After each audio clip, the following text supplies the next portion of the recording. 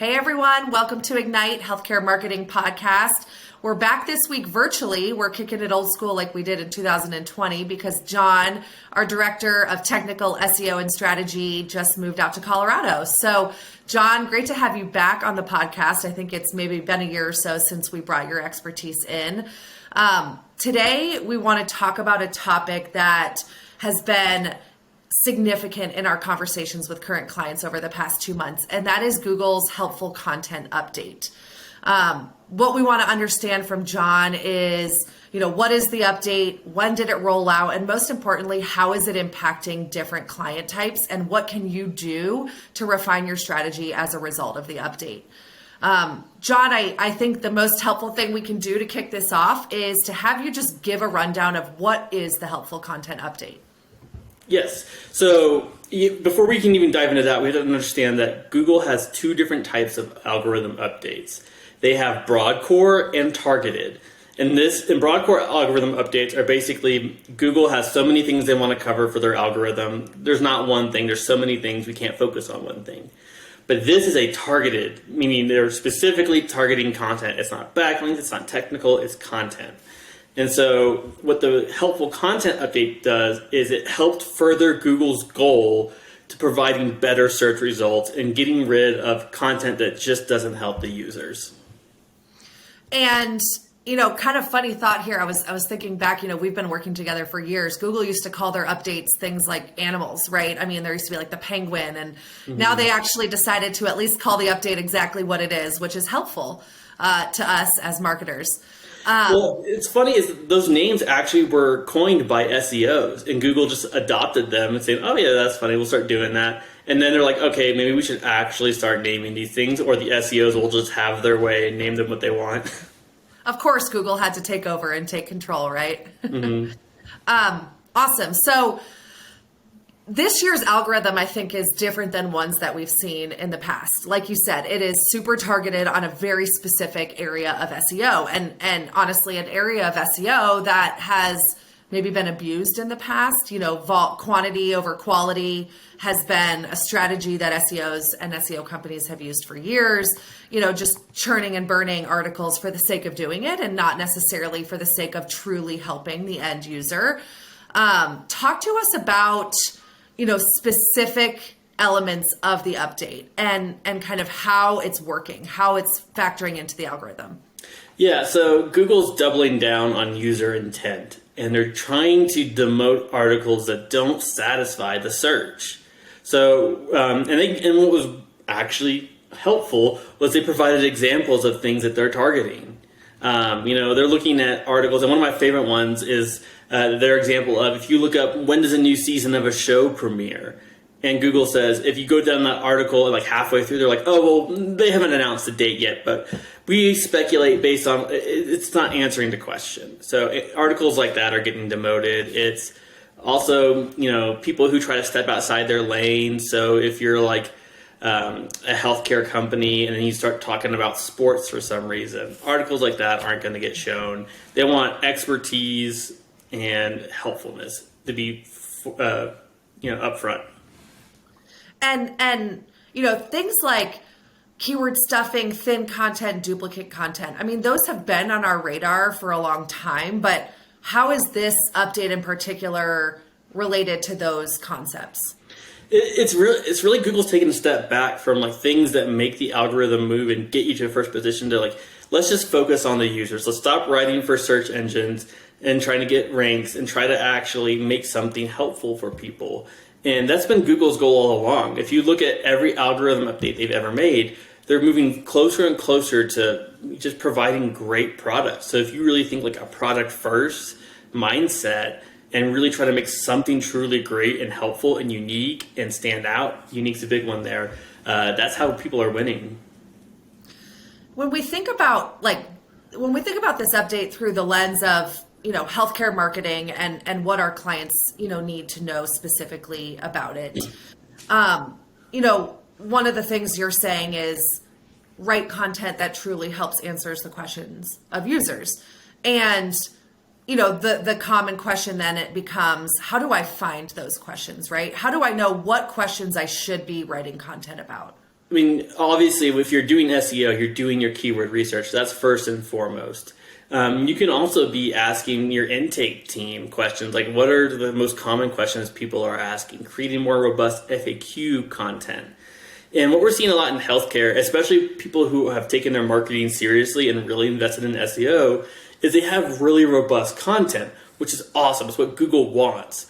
But how the people that are getting affected by this update tend to have a lot of good content, but might not have great UX, because UX is starting to become more important too here. We're seeing sites that have great content but poor UX get demoted. Gotcha. So it's not just what the content says, but how the content is presented and ensuring that it's both helpful in the information, but also in the way that the user interacts with it.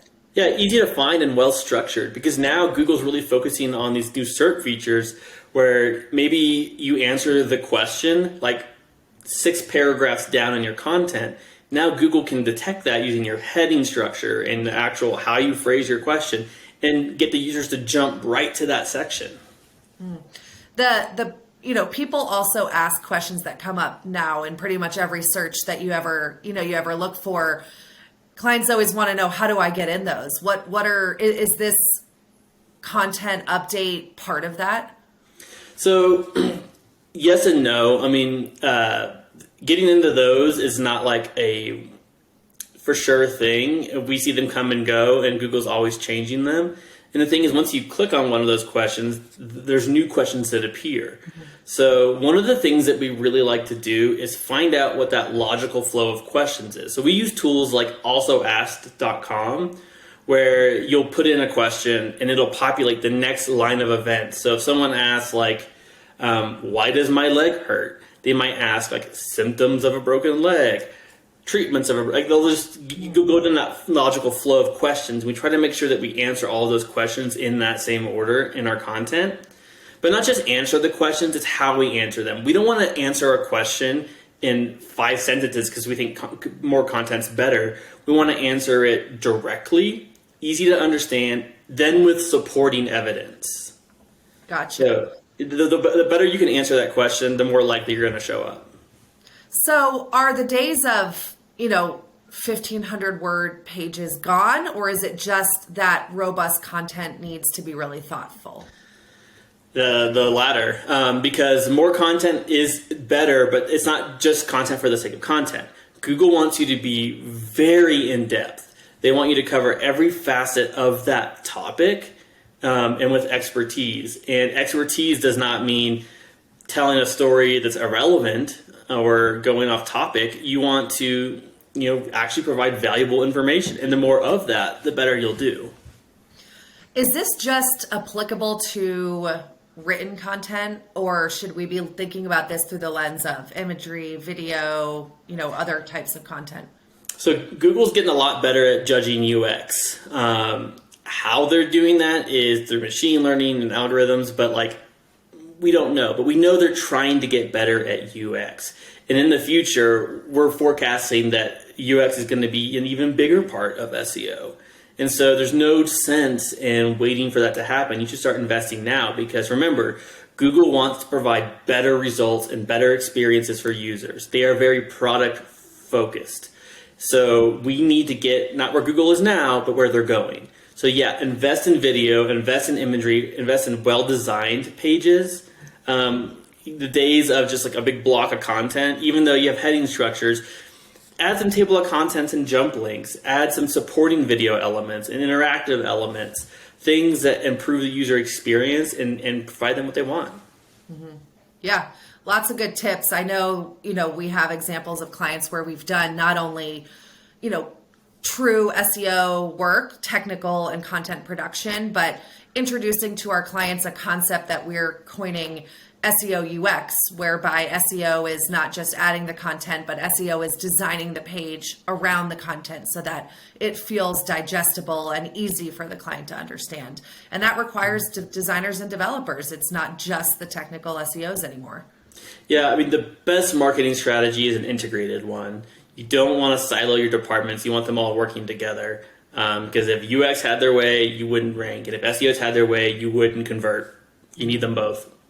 Yeah, perfectly said. Okay, so one thing that we haven't really addressed yet, very important question that I'm sure everybody's dying to know, who is most affected by this? Give me some examples of what you're seeing, which websites are feeling the hit. So it's kind of all over the place. A lot of them are people that haven't had SEO, but even the ones who have had SEO work done in the past are getting affected. And some of them are just kind of weird. And in the healthcare realm, we're seeing addiction treatment centers affected a lot. And that's just because the nature of the beast, where a lot of addiction centers that we find coming to us are stuck in a lot of old school tactics. They're writing just content to write, and sometimes when you're in a mode of producing a ton of content, you'll run out of ideas quickly. So you'll start writing about irrelevant things, and Google doesn't want you to write about things that are not in your field. So people that are doing more quantity over quality are getting affected. We're seeing lifestyle and publication magazines and media outlets getting affected because they write about such a variety of things. They're not really experts in any one field. And then we're seeing product review sites getting affected due to the user-generated content because there's so much coming in that they're not necessarily trustworthy. And then you have the weird ones, like lyric websites have been shown to get affected. And that could be because Google could see that as duplicate content, but I think that's just a weird one that might just get consequently affected by the algorithm. Gotcha. So when we think about the healthcare clients, like you said, we've noticed a trend specifically maybe in some of our addiction and treatment clients because of the nature of their SEO, but really anyone who has been churning high volume of articles over the past couple of years and not really doing so strategically could and will be affected by this update. Oh yeah, the key word there is strategically, because we did a comparison of our newer addiction clients and our historic ones. And the historic ones, almost all of them have gone through a series of content pruning, of removing some of those older articles, combining things that might be duplicate, and making a stronger content foundation. They were not affected, while some of the newer ones were, that haven't gone through that yet. Do you have a gauge? And I know it's early on because this update just, rolled out between August and September of 2022. Do you have a gauge for the clients that were hit, what kind of decreases they were seeing in traffic and conversions? Oh, these were actually shockingly dramatic. I've seen as much as 50% drops. Average, I've been seeing 15 to 30%, but I have seen as much as 50% drops, and I wouldn't have thought of that. Now, it's also go ahead. It's also important to note that shortly after this rolled out, Google had several smaller broad core updates. This is very common when Google will roll out a targeted update. There will be several broad cores after. And because it's an algorithm, one thing affects many. So they have to do some balancing acts here and make tweaks to it. That's just how that works. So it may be a lot up front, but over time it'll kind of level itself out. Gotcha. So that calibration is still occurring, but likely the people that were hit are going to remain in that condition until they do some of the hard work, the content pruning and the reassessment of their content strategy. And we know that's going to take time. Absolutely. And then it's another thing to note here is that once you finish, let's say you say, okay, I got it. I go through this whole content pruning update. It may still take some time for you to recover. Oftentimes what we see is after someone is hit by an algorithm update, they do all the work and they may not see improvements until the next algorithm update. Anything you could recommend to clients who do the hard work to kind of send signals to Google like, hey, come recrawl my website and see the work that we've done? I mean, anything in Search Console or any tips or tricks? So obviously, you can do a manual request. You can do the inspect URL and fetch a new request, and they can work on that. Google has to see actual change on your website. So it may, and when you're doing say you're doing content migrations and you're removing URLs or merging them, what I would recommend is to do. This is kind of a insider trick, a pro tip. Inspect the URL of the old URL. So let's say I have URL A and it's a duplicate of B, so I'm going to redirect it into B. Have it inspect URL A, set the redirect, and then go back and request indexing. That is a shortcut to get that process faster. And that is a tip straight from Google.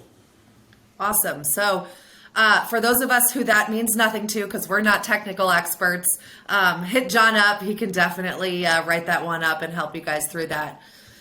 John, I really appreciate all the information you've given us. I want to kind of sum up a couple best practices, and really for Cardinal in particular, and a lot of agencies that are kind of have been doing SEO the right way. This update isn't, it's more of a benefit, right? Because it's recognizing the work that these companies have been doing and that they've been doing the right way all along. But for those people who may, have a shift in SEO strategy because of this update, give me, the quick summary of the top 2 to 3 best practices that they really need to ask their current agency about, or, if their agency is not willing to do so, consider potentially finding a new partner who is.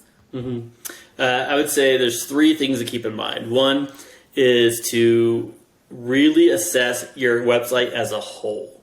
Yes, Google does often rank URLs on an individual basis, but they take the website as a whole. So look and make sure that there's a place for everything and everything in its place, and that every page has a purpose. The second thing that you really want to do is go through the top 10 results and find out what they're doing. Look at their UX, look at how they're structuring the order of content, how robustly they're answering, how they're answering the questions, and really assess what the commonalities are and what you're not doing. Your goal is to do everything your competitors are doing, but better and more. Mm-hmm. The third thing you really want to do is get into the head of your users. Find out what makes them tick and what makes them convert. Because sometimes you're so stuck in the mode of doing all the right things, checking all the boxes, that you forget about the user experience. And sometimes what you got to do is just get someone else's opinion. Go down the hall, ask someone who's not in your department to look at a page and get their thoughts on it. Someone that's just not a marketer. Awesome. John, I couldn't have said it better. I hope these tips help all of our listeners. Thank you for coming on. I know we're going to have you on a couple more episodes here for this year, so I'm excited to chat with you again soon. Thanks, everyone. Please like, subscribe, comment wherever you're listening, and join us next week on Ignite.